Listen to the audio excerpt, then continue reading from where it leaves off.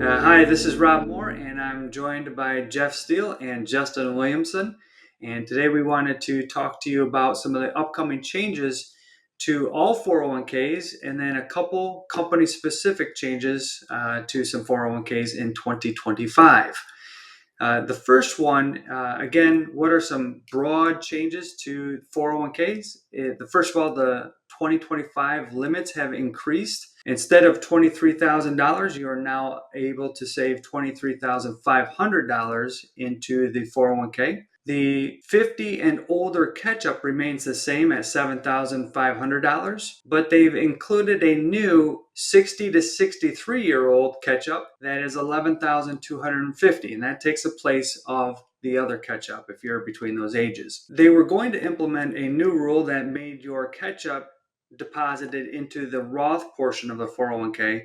That's again been delayed until 2026. And just for those who are wondering, the IRA contribution limits have remained the same from 2024. So that will be $7,000 if you are under 50, and if you're 50 or older, it will be $8,000. Jeff, could you take some time and share with us some of the upcoming changes to the DTE 401k? Sure, Rob. Yeah, specifically with DTE employees who are eligible for the catch-up contributions, there's some significant action that you'll need to take before the first paycheck of next year to ensure that your contributions are handled correctly.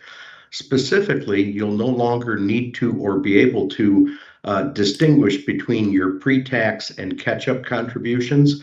DTE's 401k provider will now look at those all as one total, and you will not have to keep track of those separately. The issue is, however, is that for that to take place prior to the first paycheck of the year between December 13th and December 26th, you'll need to access your 401k website and combine those two numbers into the pre-tax catch-up or into the pre-tax contribution amount. So for example, if you were putting in 20% into pre-tax and 6% into catch-up, you'd now need to put in 26% into pre-tax to achieve the same contribution level for the year.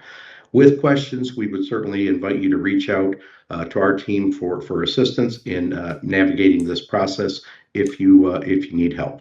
Thank you. Justin, can you share with us some of the upcoming changes to Dana's 401k?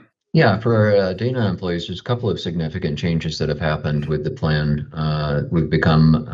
They've been brought to our attention over the last couple of weeks here. The first and probably most significant is that the fixed company contribution that they've made historically was 3.5% in the time that we've been working with Dana employees.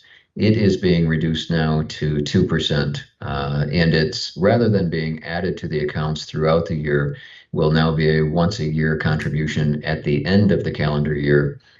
So if you were, the big significance to that being that if you happen to retire mid-year, as of now, there's no consideration for that. If you're not around on December 31st, you would miss out on that 2% fixed contribution to the plan. So if you're thinking about a retirement during the calendar year, if you were going to wait until October to retire, you may now want to consider working an extra couple of months to get that additional match or fixed contribution. If you're planning to retire at the beginning of the year, not sure it's worth sticking around for another 9 months, but that's just something to be aware of there. Second change, the match is staying the same in terms of the total percentage that they provide. It's 100% on the first 3% of your contributions plus 50% on the next two for a total of 4% match.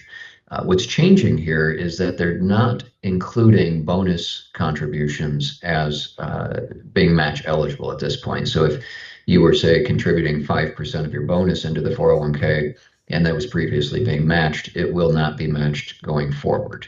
Additionally, you also would not get the fixed contribution based off of any bonus contributions either. So our advice would be to, if you are currently set up to contribute from your bonus, that perhaps you readjust that to make sure that all contributions are coming from your salary at this point. Last plan that's been or change to the plan that's been made is that they're now allowing in-plan Roth conversions. There could be reasons that this makes sense for some and maybe not make sense for others. If that's something that's of interest to you, we would encourage you to reach out can set up a consultation and talk through the pros and the cons of the different options available to you. Great. So there's plenty of changes that some of you may need to implement. Some are probably not sure of what to implement. And so again, we just encourage you to reach out to us, schedule a 15 to 20 minute meeting, and we can help you get that all changed and addressed. Look forward to helping you out.